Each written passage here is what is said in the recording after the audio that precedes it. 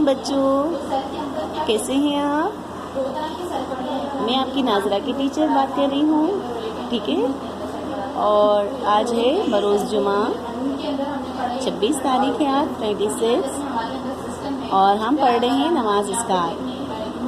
اچھا بچوں، نماز اذکار میں جو ہے نماز کا طریقہ ہے، اور آپ اس کو فوکس کریں۔ آج جمعے کا دن ہے، جو تمام بچیاں سن رہی ہیں تو یہ ریکارڈنگ کلاس ہے، تو اس میں آپ کو جو ہے وہ نماز کا طریقہ بتاؤں گی کہ نماز آپ نے کس طرح سے پڑھنی ہے۔ سب سے پہلے تو آپ نے وضو بنانا ہوگا، اور وضو بنانے کے بعد جب آپ جا نماز پہ کھڑے ہوں گے تو جن باتوں کا خیال رکھنا ہے وہ یہ ہے کہ سب سے پہلے تو آپ نے قبلہ رخ کھڑا رہنا ہے۔ سترے عورت یعنی کہ جو بچی ہوں گی تو ان کے مکمل طور پر اعضاء جو ہیں وہ چھپے ہوئے ہوں گے، صرف ہتھیلیاں اور دونوں ٹخنوں سے نیچے تک کے پیر، اور چہرہ کھلا رہے گا۔ اور جو ہے سب سے اہم چیز ہے وہ قبلہ رخ ہے، قبلے کی جانب کھڑا رہنا ہے آپ کو، اور بدن کا، کپڑوں کا اور جگہ کا صاف ہونا بھی بہت ضروری ہے۔ جب ہم نماز شروع کریں گے تو سب سے پہلے ہم تکبیر پڑھیں گے۔ اب تکبیر جو ہے وہ دیکھیں اللہ اکبر، جب ہم نعرہ لگاتے ہیں تو اس میں بھی تکبیر بولتے ہیں۔ جب ہم دنیا میں پیدا ہوتا ہے بچہ تو اسے بھی سب سے پہلے اذان کے اندر تکبیر دی جاتی ہے۔ جب دنیا سے بندہ جاتا ہے تو نماز جنازہ میں بھی تکبیر پڑھی جاتی ہے، اور دیگر دنیا کے جتنے بھی کام ہیں اس میں اللہ تعالیٰ نے اپنے اس نام کو سب سے زیادہ اہم رکھا۔ جیسے خدا نہ خواستہ اگر کہیں آگ لگ جائے تو کثرت سے تکبیر پڑھی جائے تو وہ آگ بجھ جاتی ہے۔ زمین پر زلزلہ آئے اور اس پر سیدھا ہاتھ مار کر اللہ اکبر کی تکبیر پڑھی جائے تو وہ زلزلہ ٹھہر جاتا ہے۔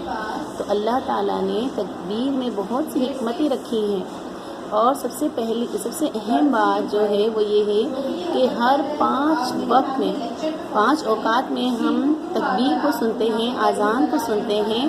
اور دنیا کا نظام اللہ نے ایسا بنایا ہے کہ کہیں پر بھی ایک لمحے کے لیے پوری دنیا میں اذان نہیں رکتی، سب جگہ پر الگ الگ اوقات میں مستقل اذانیں چلتی رہتی ہیں، اور ایک لمحے کے لیے بھی اللہ تعالیٰ کا نظام ایسا بنا ہوا ہے کہ تکبیر نہیں رکتی۔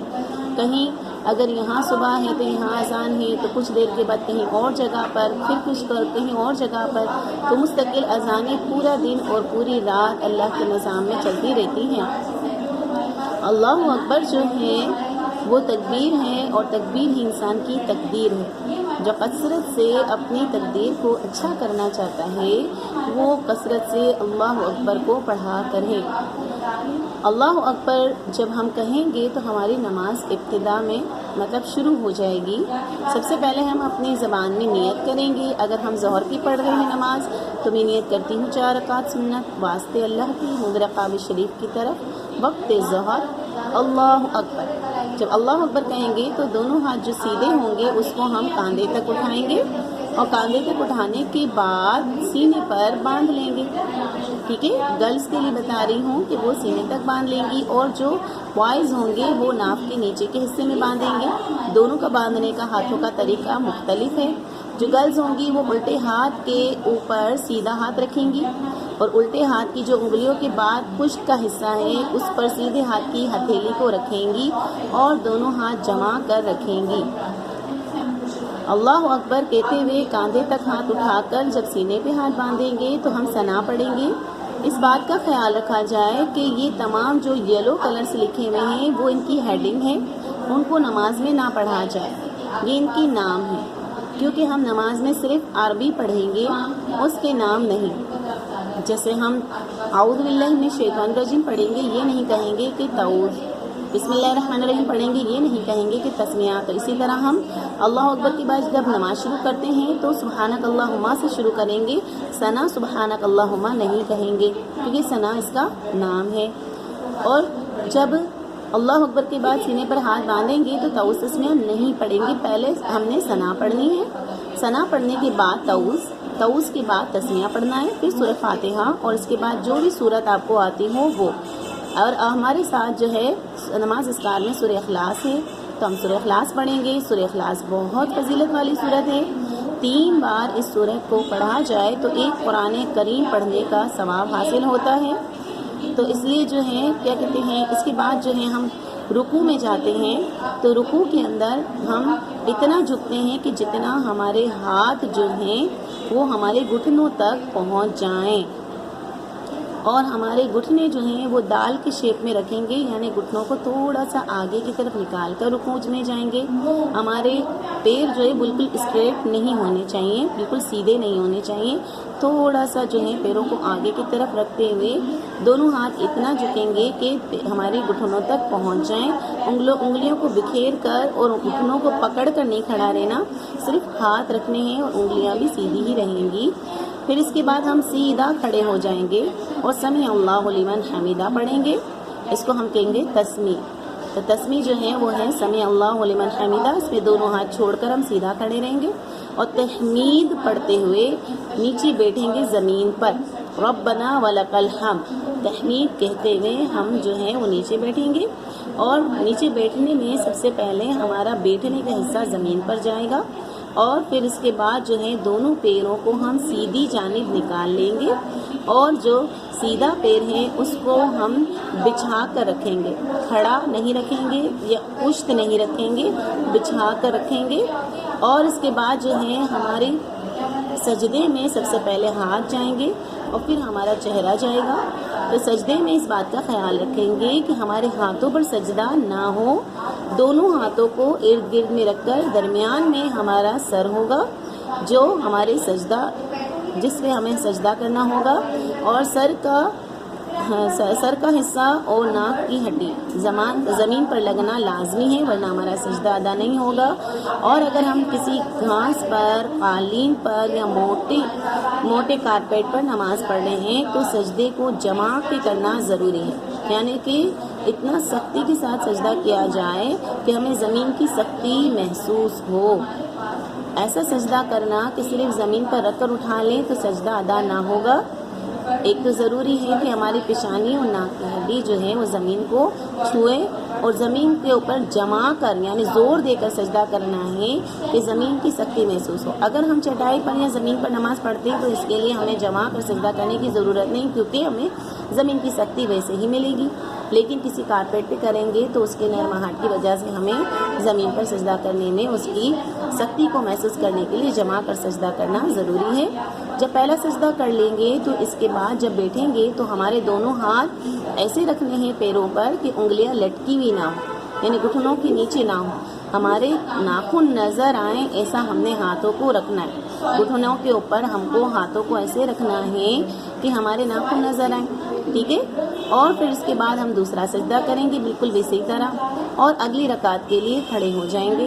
اگلی رکعت میں ہم نے ثنا نہیں پڑھنی ہوگی، ڈائریکٹ ہم طاؤس تسمیہ پڑھتے ہوئے الحمد اور سورت پڑھیں گے۔ آپ کو اگر کوئی اور سورت آتی ہو تو وہ پڑھ سکتے ہیں، آپ کوئی بھی سورت پورے قرآن کریم میں سے پڑھ سکتے ہیں، ٹھیک ہے۔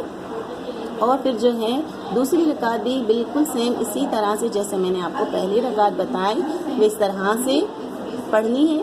اور جب دوسرا سجدہ ہو جائے گا، دوسری رکعت بھی ویسے ہی آپ پڑھ چکے ہوں گے، تو پھر اس کے بعد تو ہم نے تشہد پڑھنا ہے، دعائے معصورہ پڑھنی ہے، درود ابراہیمی پڑھنا ہے اور دعائے معصورہ پڑھنی ہے۔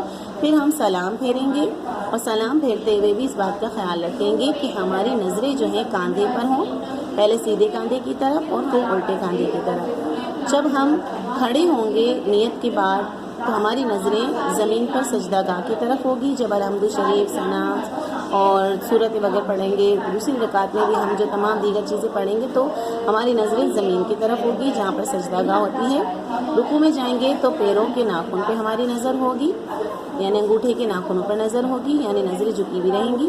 پھر جب ہم کھڑے ہو کر بیٹھیں گے تو ہماری نظر گود میں ہوگی، اور پھر جب سجدے میں جائیں گی تو ہماری نظر ناک پر ہوگی۔ پھر اس کے بعد جب ہم تشہد وغیرہ کے لیے بیٹھیں گے تب بھی ہماری نظر گود میں ہوگی، اور جب سلام پھیریں گے تو ہماری نظر جو ہے وہ کاندھے پر ہوگی۔ تو اپنی نظر کا بھی خیال رکھنا ہے کہ نظر میں جھولنا، بار بار خارش کرنا یا ایسی حرکتیں کرنا کہ آ کر دیکھنے والے کو ایسا لگے کہ وہ نماز میں نہیں ہے، اس طرح کی کوئی بھی حرکت کرنے سے نماز جو ہے ہماری ضائع ہو جائے گی. یہاں وہاں دیکھنے سے، ہنسنے سے، بار بار جو ہے جانے سے یا ہلنے سے یا بہت جھوم جھوم کر اور جو ہے اپنے آپ کو ہلانے سے، اس طرح کی حرکتیں کرنے سے نماز ہماری ضائع ہو جاتی ہے. تو نماز ایسے پڑھیں کہ اللہ رب العزت ہمیں دیکھ رہا ہے. اگر یہ نہ کر سکیں، ہمیں بھی چاہیے کہ ہم اللہ کو دیکھ رہے ہیں، ہم یہ نہ کر سکے تو اتنا ضرور دل میں ذہن میں رکھیں کہ اللہ رب العزت ہمیں دیکھ رہا ہے. تو ہماری نماز کو ضائع ہونے والی چیزوں سے ضرور بچائیں. سب سے پہلے میں نے آپ کو بتایا کہ ہمارا لباس، ہماری جو ہے زمین اور ہمارے جو ہے وہ مطلب بدن، اس کی پاکی بہت ہی ضروری ہے. اور پاکی ہوگی، ہر طرح کی پاکی ہوگی تبھی ہم نماز کو پڑھ سکتے ہیں. ٹھیک ہے. درست نماز پڑھنے کے لیے درست وضو بھی بہت ضروری ہے. اس کا طریقہ انشاءاللہ میں آپ کو آئندہ فرائیڈے بتاؤں گی. آج ہم نے نماز کا طریقہ جو ہے وہ صرف شیئر کیا ہے آپ کو، اور انشاءاللہ اگلی بار ہم نماز اذکار کی تمام ہیڈنگز جو ہیں اس کو پڑھیں گے. اور انشاءاللہ تعالیٰ جو ہے میں آپ سے سوال بھی کروں گی. آپ نے اس ویڈیو کو ضرور سننا ہے اور نماز بالکل اس کے طریقے سے درست طریقے سے پڑھنی ہے. اور انشاءاللہ تعالیٰ مجھے یقین ہے میرے بچے درست طریقے سے ہی نماز پڑھتے ہوں گے. ٹھیک ہے. اپنا بہت خیال رکھیے گا بچوں. اللہ حافظ.